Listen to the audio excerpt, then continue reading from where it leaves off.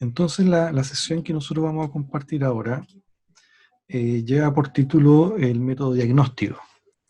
Y para nosotros es altamente relevante que asumamos que la comprensión del método diagnóstico y la visibilización que debemos de reconocer de todas sus etapas es una herramienta de trabajo que te va a ayudar tremendamente a hacer una buena evaluación de tu paciente y por sobre todo también poder entender el momento en el que se encuentran y cuáles son los próximos medidas que tú tienes que tomar para hacer el proceso de gestión del diagnóstico cuando corresponda.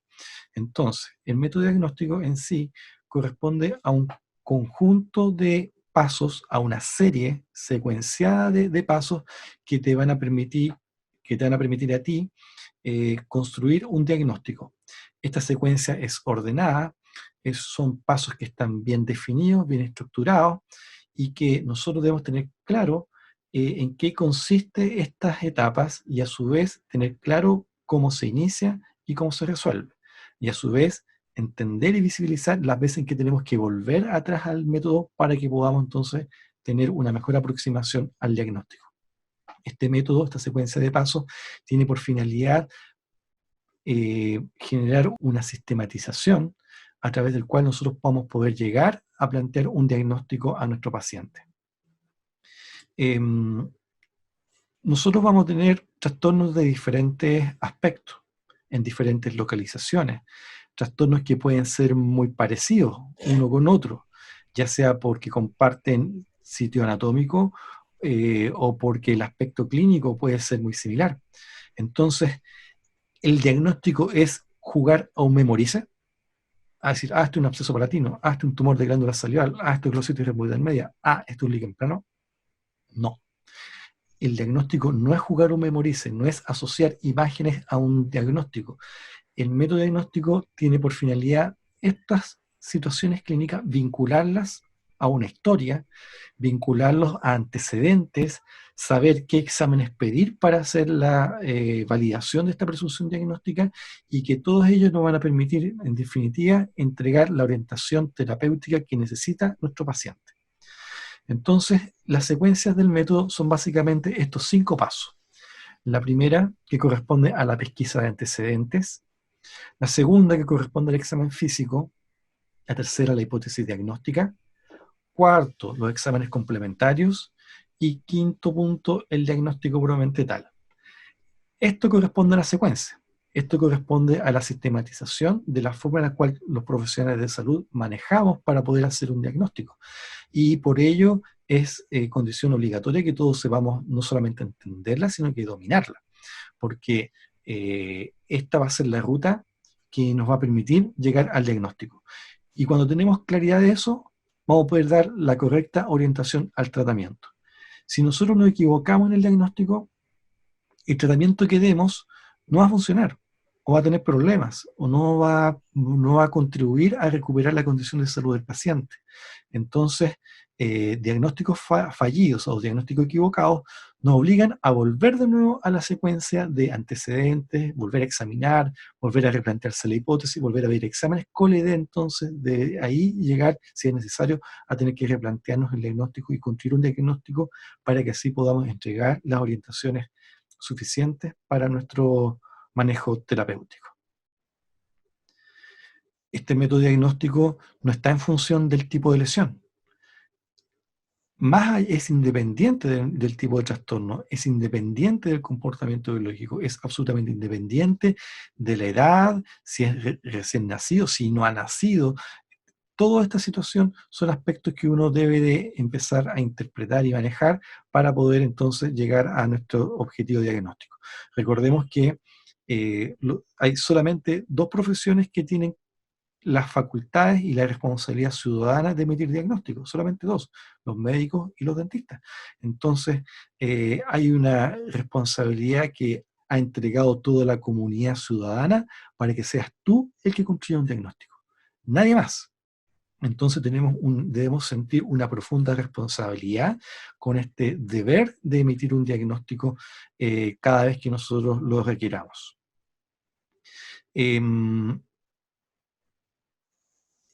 Y recordar vamos a decir algo que es tremendamente obvio, que si bien nuestras competencias diagnósticas están centradas en lo que implica nuestra responsabilidad por lo que sucede en la boca, debemos tener tremendamente presente que todo lo que le pasa en la boca es algo que le pasa a nuestro paciente. Entonces van a haber hábitos asociados a él, enfermedades sistémicas que van a repercutir en la boca, enfermedades sistémicas que van a condicionar nuestro accionar terapéutico, y por ello eh, nunca debemos de perder este perfil, nunca debemos perder este punto de vista de que todos estos antecedentes que nosotros vamos a focalizar en su momento en la boca es parte de una evaluación que tenemos que hacer de nuestro paciente, de su entorno familiar, muchas veces del entorno ciudadano, para que así podamos hacer entonces el mejor diagnóstico y con ello entregar la mejor orientación para el tratamiento. El primer punto del método diagnóstico corresponde a la pesquisa de antecedentes. Y para ello, nosotros vamos a ocupar como herramienta de trabajo la anamnesis. La anamnesis es la forma a través del cual el profesional de la salud realiza una entrevista con el paciente con la idea de entender su motivo de consulta, es decir, entender por qué está acudiendo a ti. Y segunda forma es para tratar de entender elementos de su historia que pueden ser en función del propio motivo de consulta o antecedentes médicos globales que pueden ser de interés para el manejo de nuestra situación.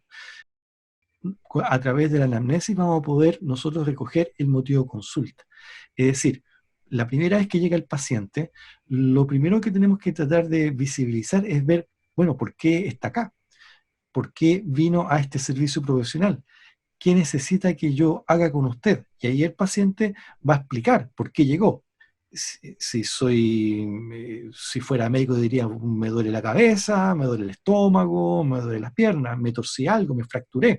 Ahí hay un motivo de consulta. Y eso corresponde a la primera fase a la cual nosotros vamos a tener que entender. En el caso de la odontología, los motivos de consulta van a ser, por ejemplo, dolor dentario, pero no te va a decir dolor dentario, es decir, me duele la muela, me golpeé el diente, se me quebró un molar, me mordí, me rompí el tejido, me salió una úlcera, tengo algo en el paladar. Entonces, esas situaciones inmediatamente van a hacer que nosotros dirija de algún modo lo que va a implicar esta razón por la cual el paciente acude a tu servicio profesional. Muchas veces uno puede desarrollar diferentes tipos de preguntas para tratar de entender esto. Y podemos ver, bueno, podemos explicarle o pedirle que nos explique él. Cuéntenos por qué está acá, por qué vino. Y una forma también bastante empática es preguntarle en qué yo le puedo ayudar. Cuénteme, ¿en qué le puedo ayudar? Entonces ahí son formas en las cuales inicia una relación entre dos personas, un profesional y un usuario de tu servicio profesional. Entonces, esa forma es con la cual generalmente parte esta pesquisa de antecedentes y lo desarrollamos a través de la anamnesis. La anamnesis básicamente se puede desarrollar de dos formas. La anamnesis tiene dos fases la anamnesis, perdón, dos fases la anamnesis.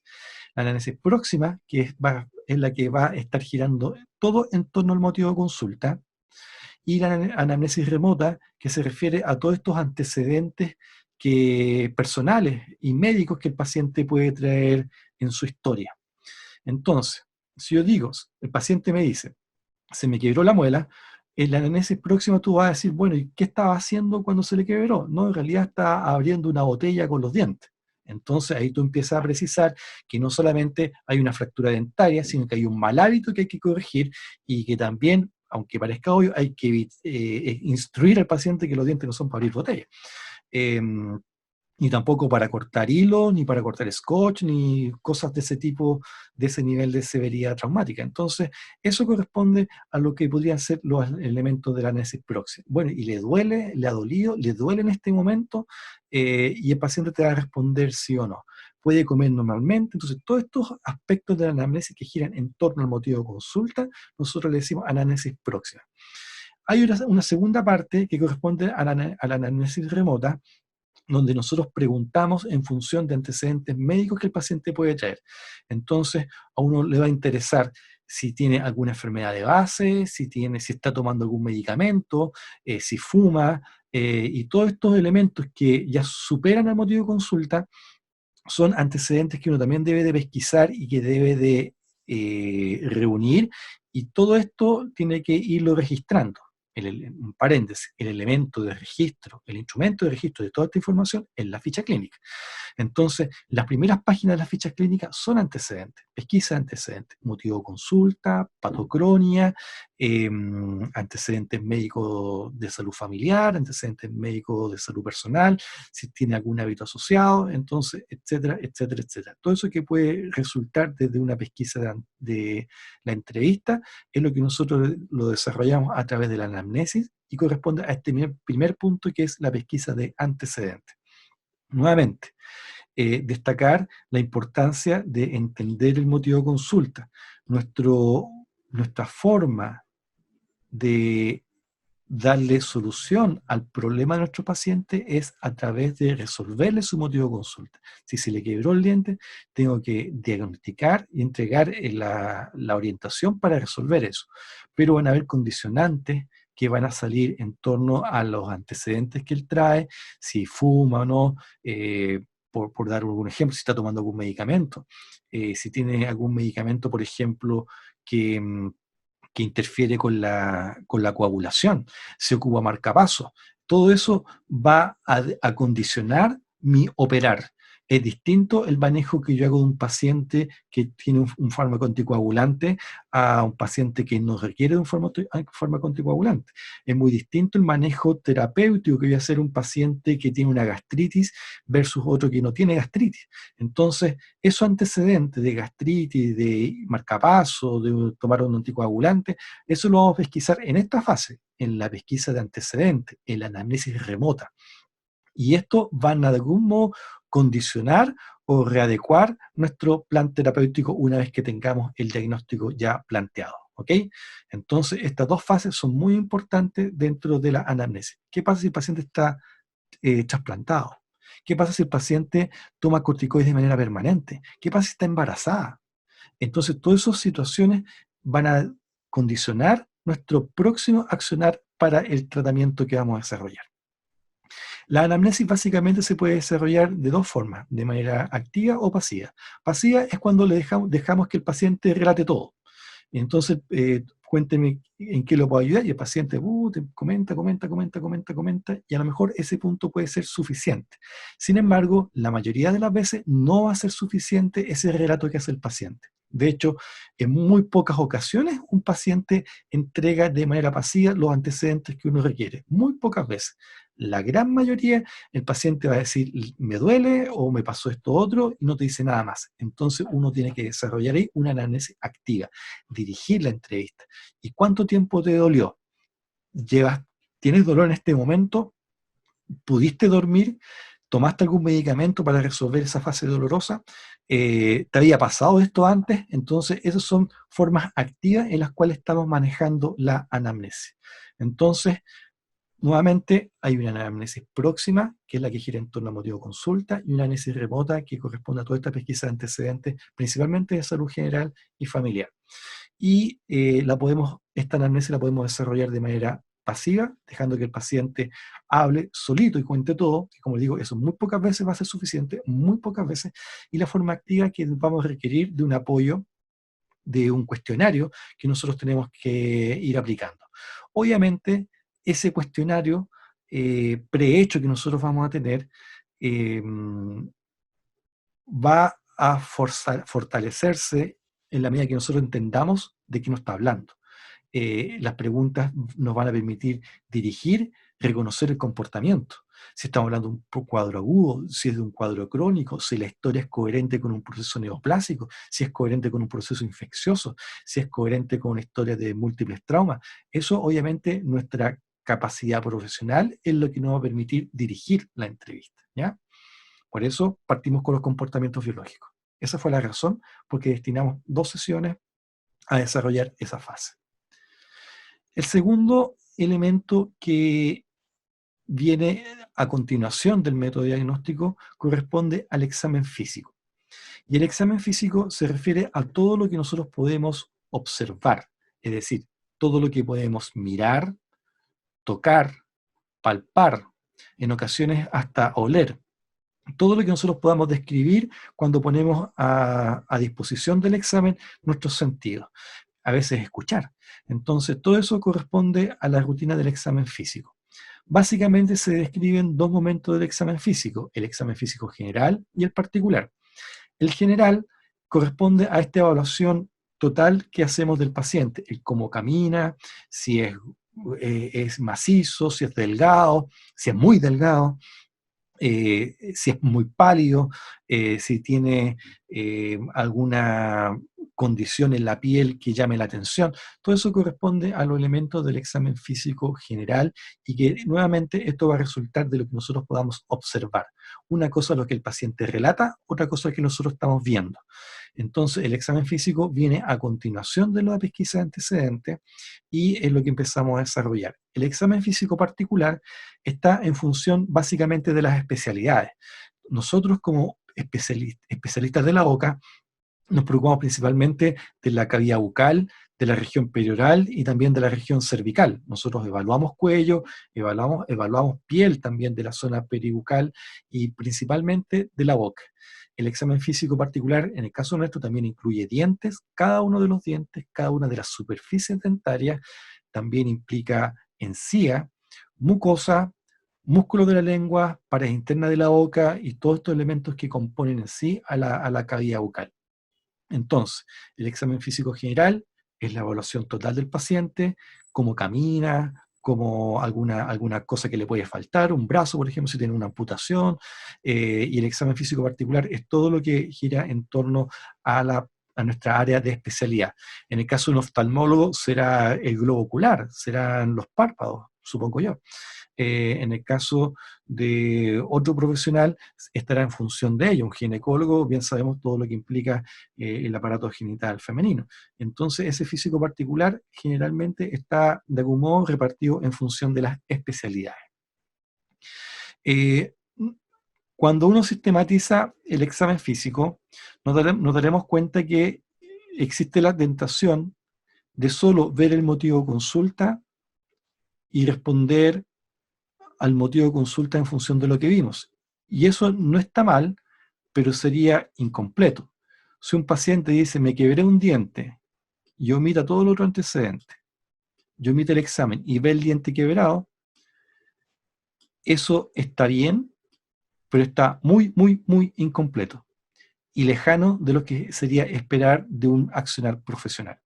Nosotros debemos de hacernos cargo del motivo de consulta y pesquisar otro antecedente y en el momento del examen físico, examinar el motivo de consulta, obviamente, en este caso estamos aludiendo a un diente quebrado, ver el diente quebrado, pero es parte del examen físico también evaluar el resto de la estructura. No solamente están en función de los motivos de consulta, porque ahí vamos a encontrar, y siempre encontramos otro tipo de lesiones. Caries en otros lados, enfermedad periodontal, lesiones crónicas, irritativas, y así podemos encontrar hasta un cáncer que el paciente no tenía idea. Entonces, por lo mismo, debemos de focalizar en el motivo de consulta, pero es nuestro deber profesional hacer la evaluación de todo el resto de la estructura bucal. Así es lo que corresponde el examen físico, por lo menos de la cavidad bucal, que es nuestra área de competencia profesional. Cada vez que nosotros estemos observando, cada vez que nosotros estemos poniendo al servicio nuestros sentidos para entender un fenómeno patológico, lo que estamos haciendo es interpretar los conceptos propios de la semiología, es decir, cómo responde a la palpación, cómo se observa en cuanto a su volumen, si es una vesícula, si es una ampolla, si es una costra, si es un tumor, todos estos aspectos que nosotros vamos a estar describiendo es propio de la semiología. Después, la próxima sesión es exclusiva de semiología. Por ahora es importante entender que estamos dentro de una fase del método diagnóstico y que la semiología se aplica principalmente en el contexto del examen físico. Ahora bien, en la semiología también es importante pesquisar el antecedente. Entonces vamos a ver que la semiología va a tener mucho de lo que es lo que nosotros vamos a observar en el examen físico, pero también se va a retroalimentar de información que nosotros podamos pesquisar desde la anamnesis. Bien, sigamos. Un concepto que es muy relevante, que va a salir ya en la próxima diapositiva, es que cuando nosotros combinamos examen físico con los antecedentes que podamos pesquisar, a eso se le llama examen clínico. Entonces, el examen clínico es lo que nosotros podemos ver con lo que nosotros podemos pesquisar. Eso se llama examen clínico. Entonces, cuando uno pide, cuéntame, ¿cuál fue la clínica de la historia de tu paciente? Tú deberás de decir lo que observaste semiológicamente con los antecedentes que pesquisaste. Un tumor que lleva 5 días de evolución, que hay fiebre, entonces uno está combinando antecedentes que pesquisó desde los antecedentes con elementos que está recogiendo el examen físico. Entonces, el examen físico más antecedentes corresponde al examen clínico. Eso es, ¿ya? Una vez que nosotros hemos podido vincular el motivo de consulta con lo que nosotros pudimos observar, más todo lo que podamos pesquisar en los hallazgos que puede resultar de los antecedentes generales, más el examen físico general, entonces ahí estamos en condiciones de plantear nuestra hipótesis diagnóstica. Entonces, podremos decir de otra forma, luego del examen clínico, podemos entonces plantear la hipótesis diagnóstica. Y la hipótesis diagnóstica significa a esta hipótesis inicial, a esta presunción de diagnóstico. Y uno puede decir, sí, esto tiene una historia coherente con un herpes. Esta historia puede ser sugerente de un cáncer, pero estamos básicamente llegando a este punto, que corresponde a nuestra presunción diagnóstica. ¿Por qué le decimos hipótesis nada más? Porque necesariamente tiene que estar sujeta a verificación. ¿Y cómo yo la someto a verificación? Con los exámenes complementarios, que corresponde al cuarto paso. Entonces, yo puedo reconocer como antecedente que este paciente venía en control. Su motivo de consulta era un control, es decir, para él, según él, no tenía nada. Al momento en el caso verídico de este paciente, él estaba hospitalizado, tenía una terapia anticoagulante por trombos que habían aparecido en sus piernas y ya llevaba cerca de 10 días en tratamiento y en condición de hospitalización. Se le sugirió que fuera a hacerse un examen bucal y según él no tenía nada. Motivo de consulta, control. ¿Algún antecedente relacionado a su problema bucal? Aparentemente nada. Empezamos a examinar, encontramos el color de la piel característico, falta de dientes, y como hallazgo le encontramos lesiones en la lengua, ¿ya? En lo particular, en este caso, esto corresponde a una lengua de otro paciente, pero si hacemos el ejercicio, podríamos encontrar esto. Entonces, esto no implicó un motivo de consulta, pero producto de nuestro examen físico particular, pudimos entonces reconocer la condición de alteración que presentaba el dorso de su lengua. Entonces, nuestra hipótesis diagnóstica va a considerar como parte de su antecedente la ausencia de síntomas. Una condición asintomática es un antecedente que se pesquisa y que va a interpretar después. Es decir, esto no le dolía, entonces no hubo signos clínicos, hubo una condición asintomática y eso es parte entonces de la pesquisa que nosotros debemos de poner eventualmente cuando se den situaciones como las que estamos describiendo acá, ¿ya? Ahí está entonces lo que yo le estaba señalando hace un ratito. El examen clínico corresponde a la integración del examen físico con los antecedentes. A partir del examen físico, entonces nosotros construimos nuestra hipótesis diagnóstica. ¿Cuál es la condición de la hipótesis diagnóstica? Que tiene que ser sujeta a verificación. ¿Cuál es la forma a través de la cual sometemos a verificación? Es principalmente a través de los exámenes complementarios. ¿Y qué puede ser un examen complementario? Una radiografía, un TAC, una resonancia magnética, un examen de sangre, una pesquisa de autoanticuerpos, un examen funcional, un test de esfuerzo, una biopsia. La biopsia es un examen complementario. ¿Y qué nos va a permitir todo eso? Juntar más antecedentes, antecedentes que no estaban en el motivo de consulta, antecedentes que no estaban en la pesquisa de la análisis remota, antecedentes que no estaban absolutamente claros en el examen físico, y con esto ampliamos nuestros sentidos para poder entender qué es lo que está sucediendo en el paciente y por sobre todo poder verificar si la hipótesis que estamos planteando es correcta o no. Entonces, esta hipótesis diagnóstica justamente se le llama hipótesis porque es una idea de diagnóstico. La sometas a contrastación, las contrastas con los exámenes complementarios y entonces ahí tú puedes de ahí plantear la validación de la hipótesis o cambiar la hipótesis.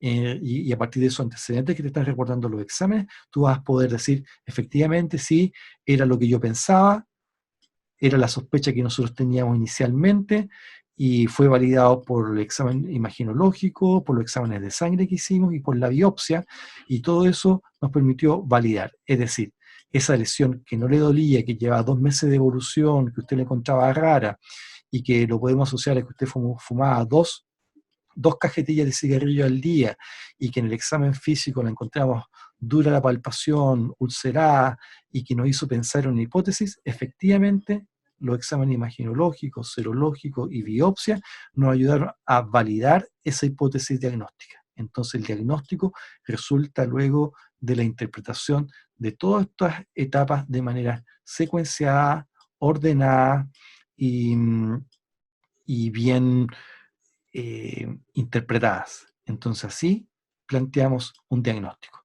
Esto es lo que corresponde a lo que nosotros regularmente llamamos o le decimos método diagnóstico. El paciente acude por algo y nosotros lo sometemos a diferentes momentos para que podamos entonces construir nuestro diagnóstico.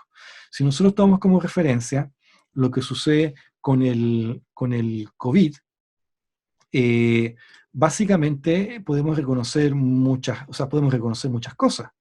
Eh, Preguntan, ¿ha tenido fiebre? ¿Le ha molestado? ¿Ha tenido una tos seca? ¿Qué estamos pesquisando?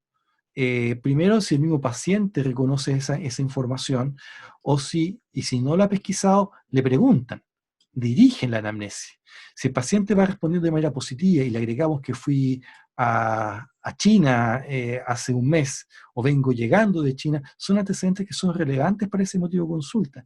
Yo examino al paciente y efectivamente encontramos que tiene fiebre, que tiene una tos persistente, examinamos el tórax y encontramos que hay una dificultad respiratoria objetiva, entonces yo planteo la hipótesis, puede ser COVID, puede ser otro cuadro infeccioso viral, puede ser una neumonía, puede ser otro tipo de trastorno respiratorio, a lo mejor tiene un cáncer pulmonar que está ahí manifestándose. Entonces, ¿qué voy a hacer yo? Voy a pedir los exámenes de sangre, voy a pedir test serológico para la pesquisa del COVID, voy a hacer una muestra, ¿cierto?, de la orofaringe, tomar exámenes de sangre, voy a pedir exámenes pulmonares y con ello voy a someter a validación la hipótesis. Y una vez que tengo los resultados, digo, efectivamente era lo que nosotros habíamos sospechado, era COVID.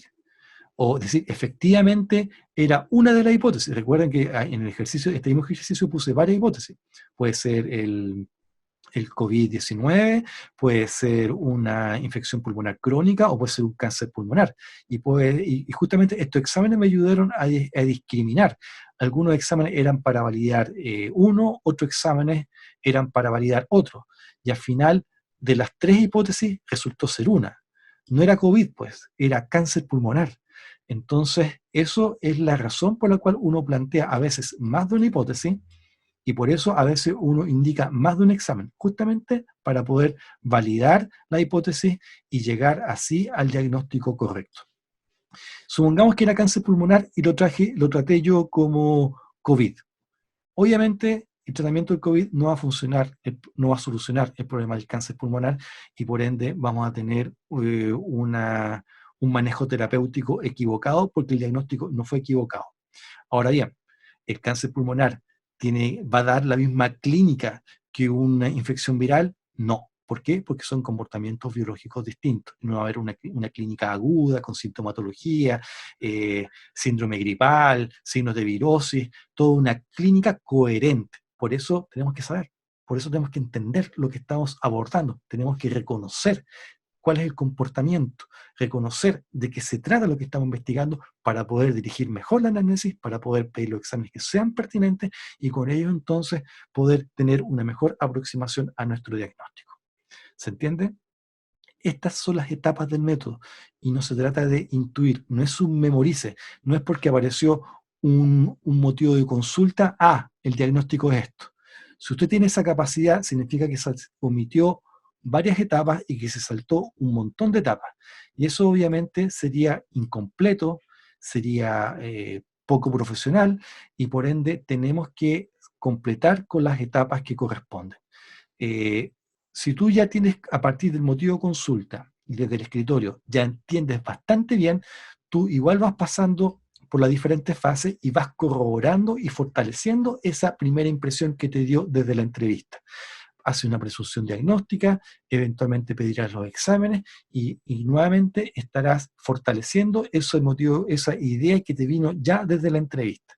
Pero la etapa del método solo es que nosotros tenemos que estar aquí reconociendo de manera permanente para poder hacer así nuestro mejor diagnóstico y poder entregar nuestra mejor orientación para el tratamiento.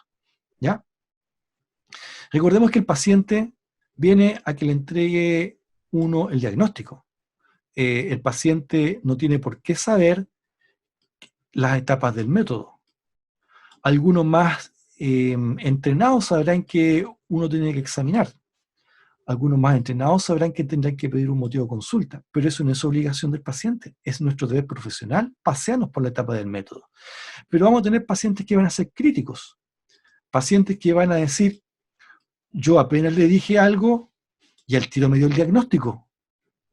Y va a decir, sospechoso, me parece que raro, ¿por qué no me examinó? ¿Por qué no me pidió un examen? ¿Al tiro me dio el diagnóstico? Qué raro. Eso me ha pasado con pacientes que llegan pidiendo una segunda o una tercera opinión. Entonces, eso es algo que también eventualmente podemos nosotros, que nos puede pasar en nuestro servicio, o a veces cometer esa omisión de paso. Pero también son elementos que nosotros debemos tener presentes al momento de evaluar una atención médica. Yo espero que el médico, luego de motivo de consulta que yo le estoy presentando, haga el examen pertinente. Espero que me explique cuáles son sus hipótesis y obviamente que me dé la orden de exámenes para poder validar o no su hipótesis diagnóstica. Entonces, eso es básicamente lo que uno debería, en términos rigurosos, ser capaz también de evaluar. Entonces, yo puedo estimar cómo se porta un profesional. Y si bien puede que yo no entienda nada del proceso patológico por el cual estoy preguntando, por decirte algo, no sé, por algo de intestino, no es mi área, no tengo por qué saberlo, pero sí reconozco la etapa del método. Entonces, espero que me haga el examen físico adecuado, espero que me plantee su hipótesis diagnóstica, que ojalá me la pueda compartir, y espero que me pida los exámenes que sean pertinentes para poder validar o cambiar la hipótesis. Entonces, esto es la etapa del método. Nuevamente, vamos a ser rigurosos en que tenemos que visibilizarla, tenemos que entrenarla, tenemos que llevarla a lo que implica nuestro área de estudio cuando también estemos haciendo nuestro análisis de casos clínicos, sea cual fuere la especialidad. Estas etapas no son exclusivas del patólogo, son etapas transversales para todo aquel que emite un diagnóstico. Si van a llegar a endodoncia, nuevamente, pasan por estas mismas etapas del método. Si llegan a prótesis, tienen que pasar por esta misma etapa del método. Si llegan a hacer un servicio de implantología o de rehabilitación, también se vuelve a plantear esta misma etapa del método. Entonces, el doctor Torres, que es especialista, el paciente va a decir, bueno, necesito ponerme dientes. Y el doctor va a decir, perfecto, ¿cómo está su estado de salud general? ¿Está tomando algún medicamento? Si está bien del corazón, vamos a examinarlo primero, vamos a examinar el diente que usted se quiere poner y todos los dientes más que le faltan. Voy a ver si los dientes que quedan están en buen estado o no, o si hay que hacer un otro tipo de evaluación diagnóstica o tratamiento. Necesito saber cómo está el hueso remanente y para ello yo voy a plantear hipótesis, voy a pedir exámenes complementarios para después hacer el diagnóstico para su rehabilitación y el tratamiento para su rehabilitación. Entonces, como estamos tratando de insistir acá, todos estos elementos son transversales a cualquier proceso en el cual tenemos que emitir un diagnóstico. Y eso, como les decía, es una competencia del profesional de la salud. Rodrigo, Dime, Jorge.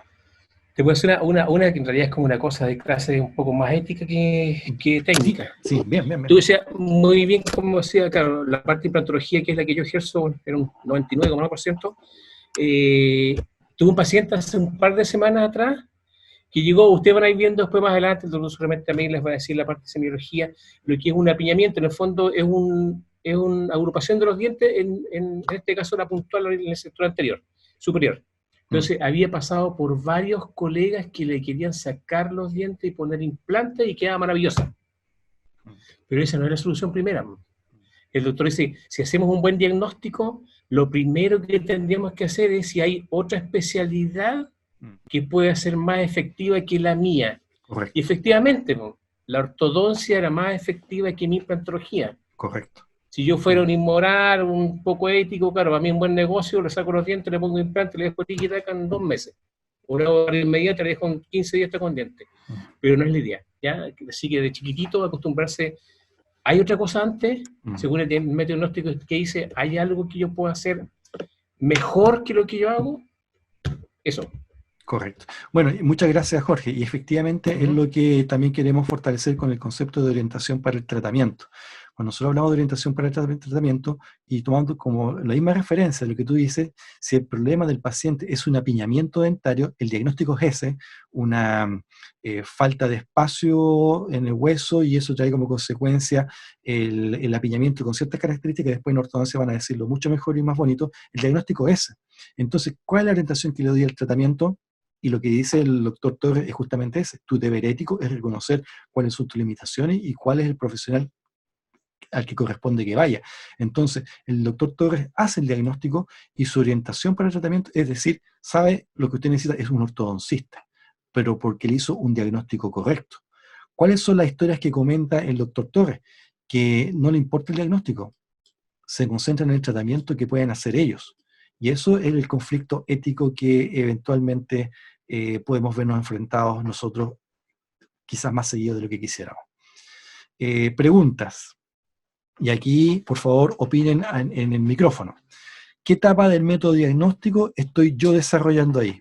Esa foto es antigua, por si acaso, ¿no? Tenía más pelo ahí. ¿Qué etapa del método diagnóstico estoy desarrollando ahí? Antecedente. Examen físico. Examen físico, dicen algunos. ¿Quién más hace algún otro tipo de aporte? La respuesta Creo correcta. que un ¿Ah? examen físico particular. Examen físico particular. Lo cierto es que ninguno, ni lo uno ni lo otro. Si se fijan, estoy haciendo un tratamiento. Ah, Estoy yo ya ahí con mi arsenal listo para trabajar. De hecho, estoy trabajando. Es decir, yo ya pasé por la fase de antecedentes, pasé por el examen físico, pasé por la hipótesis diagnóstica, llegué hasta el diagnóstico y estoy en la fase de tratamiento.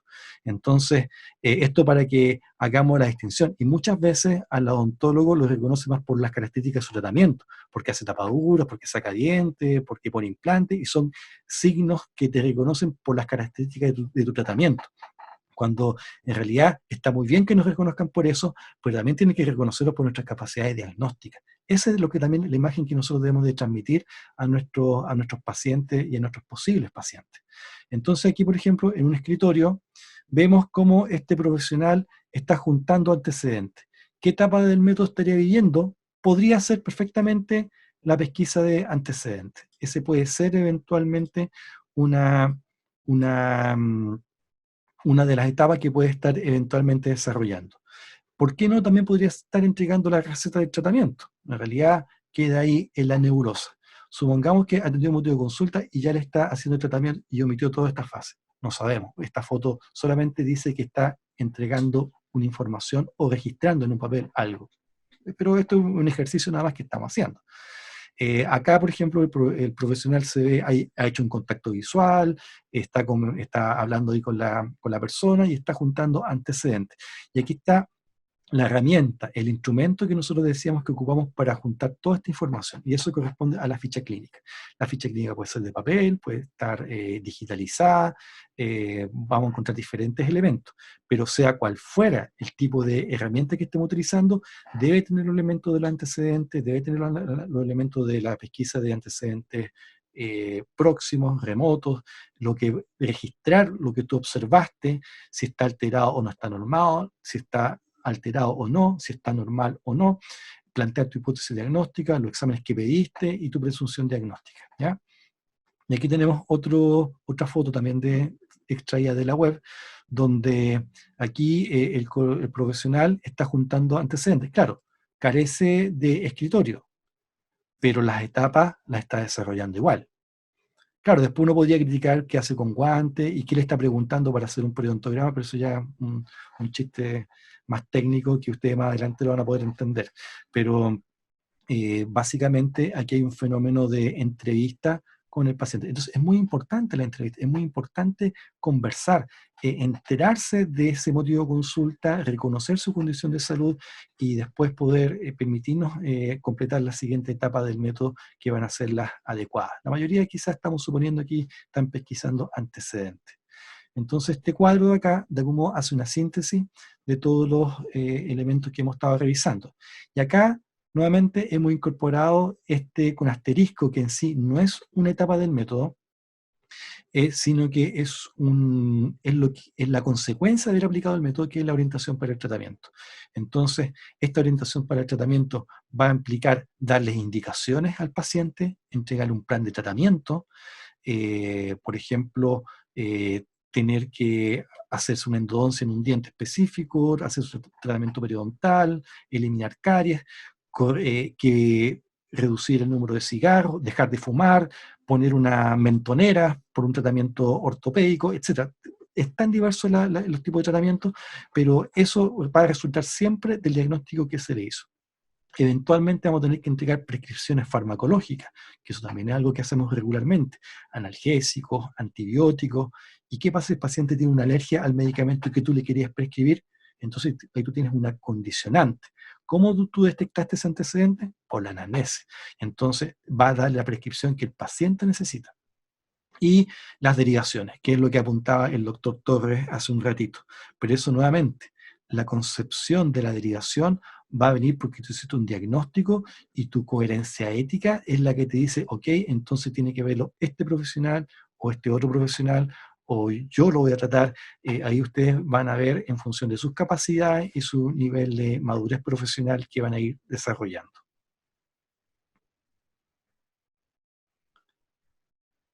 Sea cual fuere el tipo de lesión y el tipo de trastorno, el método diagnóstico es absolutamente transversal. La anamnesis, el motivo de consulta, todo lo que ya hemos estado diciendo reiteradamente. Aquí tenemos otra interpretación.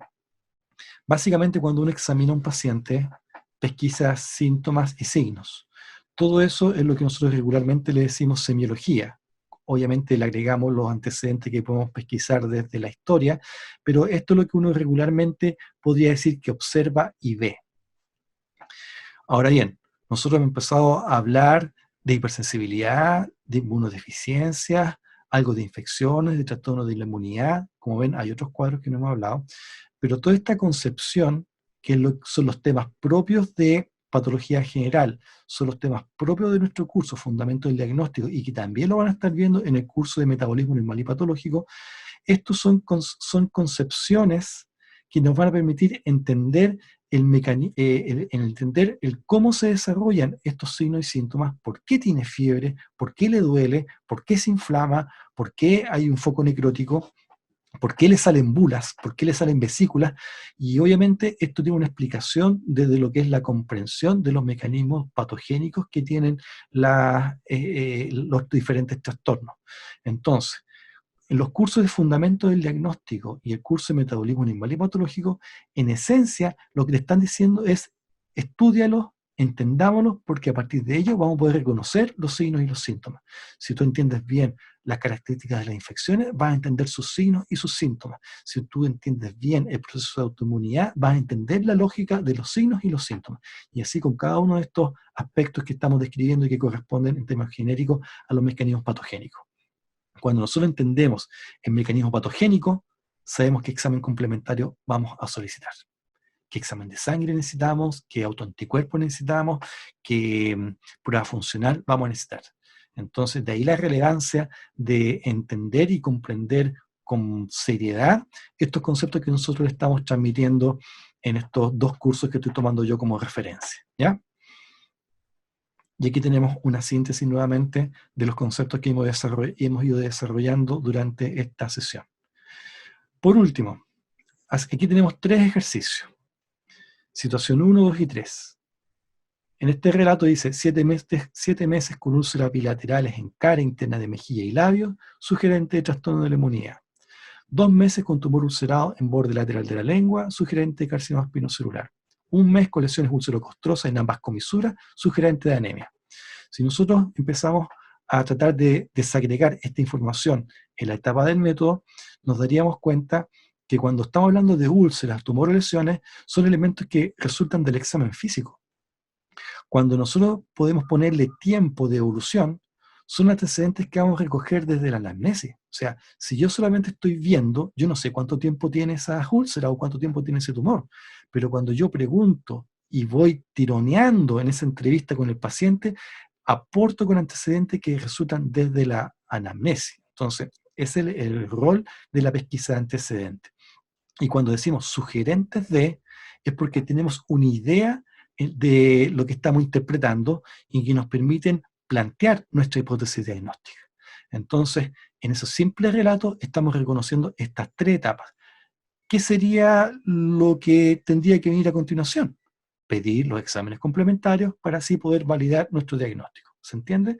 Entonces, todos estos relatos que están aquí de manera bastante simplificada y que muchas veces van a corresponder las razones por las cuales la gente nos va a comentar un malestar, y de hecho ya debe estarles pasando a ustedes, usted estudia odontología, sabe que me duele un diente, bueno, junten más elementos y traten de ir pasándolas por la etapa del método para que así entonces podamos vivir el proceso de construir un diagnóstico y saber cuáles son las próximas etapas que nos quedan por concretar para poder llegar al diagnóstico definitivo.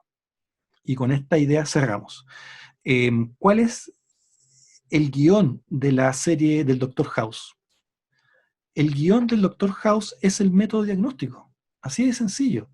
Y creo que dentro de las series médicas es la que mejor lo hace maravilloso, porque parte con una introducción donde la persona le pasa algo inesperado, que de repente está hablando pum, y se desmaya, y después se pone roja y le empiezan a salir heridas en la piel. Entonces, ese motivo de consulta es lo que queda ahí registrado de algún modo en esa introducción que hace. Después, ¿qué es lo que hacen? Lo examinan.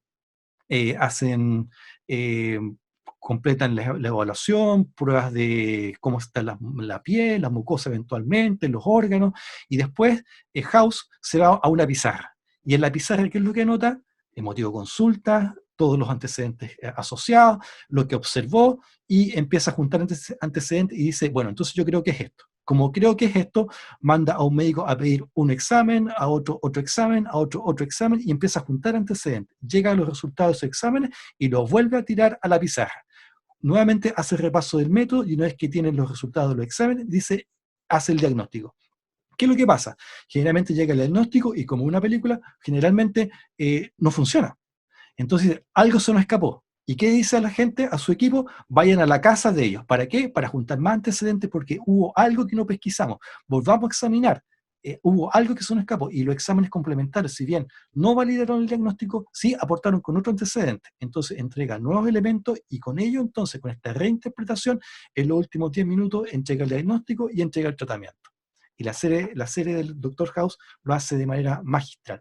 Yo creo que en ese aspecto, de las series médicas, el guión es este. Ya saben cuál es el guión, método diagnóstico. Obviamente le pone un poco más de sabor en algunos aspectos, pero básicamente es el método diagnóstico lo que estamos viendo ahí. Y en ese aspecto de las series médicas es lejos la que mejor lo hace. Así que cuando vean un capítulo de ello, veámoslo de nuevo y veámoslo ahora como profesionales de la salud y veamos lo bien que hace esta etapa del método diagnóstico como ejercicio individual, que es el cerebro de House, y equipo que colabora en la pesquisa de antecedentes, en la pesquisa de exámenes, en el desarrollo de exámenes, para así poder llegar al diagnóstico definitivo.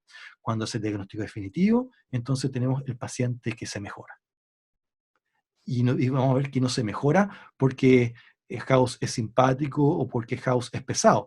Es porque House fue riguroso con la etapa del método y fue crítico con cada una de las etapas del método.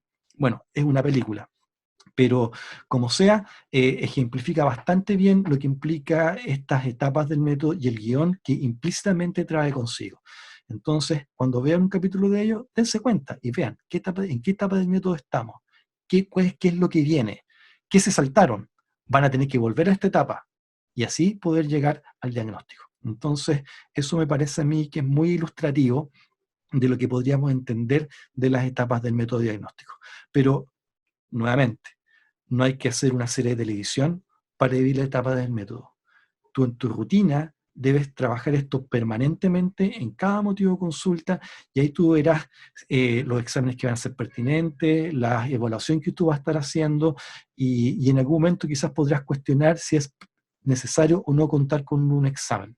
Por eso lo vamos a ir evaluando a medida que estemos avanzando en nuestro curso. Por ahora, importante grabarse a fuego estos conceptos de la etapa del método diagnóstico, ¿ya? Y con eso vamos a estar completando esta presentación. No sé, jóvenes, si tienen algún comentario que quisieran hacernos saber para que podamos cerrar esta etapa. ¿Alguna pregunta? Yo tengo un comentario, Doc. Más que nada para recalcar el tema de la importancia de la anamnesis, que hoy día con estos tiempos de pandemia y de mantener distancias, y sobre todo con el servicio que está dando la Universidad de Teleconsulta, que empezó hace poquito, que nos están llegando muchas consultas que podemos resolver solo con la anamnesis, porque no tenemos la oportunidad de hacer el examen físico, porque estamos filtrando a los pacientes para ver presencialmente solo aquellos que requieren, que tienen la urgencia real, y que se ha hecho un ejercicio diagnóstico solo con la parte de recopilar los antecedentes con entrevista, y ni siquiera mirando al paciente a través de correo electrónico, y que ahí uno se da cuenta de que hay mucho que uno puede aportar, o sea, que el paciente te puede aportar haciendo las preguntas correctas y orientando esa respuesta. Sí, es muy bueno el contexto que nos comentas, Valentina. Gracias por la intervención, porque efectivamente la telemedicina, que es el término que se ha acuñado ya hace bastantes años atrás, busca fortalecer estas partes del método diagnóstico, darle mayor valor a la pesquisa de antecedentes y complementar de algún modo el examen físico con fotografías que te puedan enviar o que tú puedas solicitar. Pero nuevamente, en rigor, la telemedicina llega hasta ahí, a lo más hasta el punto 2. Y tú podrás presumiblemente hacer una hipótesis diagnóstica sabiendo que no lo examinaste, sabiendo que no lo palpaste, sabiendo que no hiciste una prueba térmica, sabiendo que no hiciste un montón de cosas. Entonces, la telemedicina funciona, pero tiene límites. La pregunta es, ¿cuáles son los límites de la telemedicina? Es que no hacemos esto y no hacemos todo otro. Entonces, importante darle el valor a la anamnesis porque efectivamente nos entrena mucho, nos obliga a entrenarnos mucho mejor en esa pesquisa antecedente, nos obliga a dirigir mucho mejor la conversación con los pacientes, pero no debemos tampoco de perder el contexto de que quedan etapas del método que no se completan y por ende va a ser solamente orientaciones. Por eso al final la telemedicina termina diciendo, ok, por lo que usted nos dice, es urgente que venga. ¿Para qué? Claro. Para que lo examinemos, para que le pedimos exámenes y ahí podamos completar la etapa del método diagnóstico. ¿Ok? Sí, claro. Muy bien. ¿Algún otro comentario? ¿Preguntas, jóvenes? Bien, pues, entonces, solamente recalcar. He dicho como método diagnóstico creo que como 200 veces en esta sesión. Es muy importante que interioricemos estas etapas. No se nos pueden olvidar, son 5 pasos y eso es lo que caracteriza y marca diferencia en el ejercicio de nuestra profesión. Tengamos conciencia de ellas, no las omitamos y tengamos muy presente que después cuando estemos en las otras áreas disciplinares, estas etapas del método van a estar nuevamente presentes. Estas etapas del método las vamos a ver en las fichas clínicas y por ende cualquier omisión de ellas, nosotros también debemos estar atentos para poder hacer un mejor análisis crítico de los antecedentes que estamos recopilando para poder dar el diagnóstico correcto y entregar la mejor orientación terapéutica para nuestro paciente. ¿Ok? Entonces, con eso estamos terminando y nos estaríamos viendo la próxima semana para que ojalá puedan hacer la tarea que les vamos a mandar. Recordemos que nos toca hacer un taller y por último, solamente plantear la reflexión y la discusión de que es importante que vivamos esta etapa. Nuestro curso de Fundamentos del Diagnóstico ha sido muy maltratado por los festivos y se viene otro festivo más en 2 semanas más. Entonces, tratemos de cumplir con las tareas que le estamos pidiendo, tratemos de ser rigurosos con este tipo de cosas, empezar ya a interiorizar los conceptos, y eso es básicamente lo que tenemos también el compromiso como académicos para trabajar en eso con ustedes. Para nosotros es importante que hagan las tareas, para nosotros es importante vivir esta etapa de revisión de la tarea y también que ustedes vayan interiorizándose y asumiendo que están aprendiendo un poquito más, asumiendo que ahora son un poquito más desde un punto de vista de la formación profesional de lo que eran hace un mes. Entonces, esto tienen que irlo entrenando, haciendo lectura crítica de la información que están viendo, todo lo que son en torno al COVID, en torno a otros cuadros que salen, trastornos que aparecen en su familia, empezar a ser un profesional desde ahora, ¿ya? No esperen 6 años más, es ahora, ¿ok? Así que con eso terminamos y nos estaríamos viendo pronto, en la semana, el fin de semana, vamos a estar entregando las notas de las tareas y también la nueva tarea para el taller, ¿ok? ¿Bien? ¿Estamos? Estamos entonces. Nos despedimos, que estén muy bien, cuídense por favor. Cualquier requerimiento nos hacen llegar a nosotros de manera personal, para eso está el correo electrónico, ustedes lo tienen. Así es que tengan un buen fin de semana, cuídense harto, un abrazo virtual y nos estamos viendo en la próxima sesión. Chao, jóvenes. Estamos bien. Chao, Valentina, Jordana, Jorge y a todos los estudiantes. Chao, chao.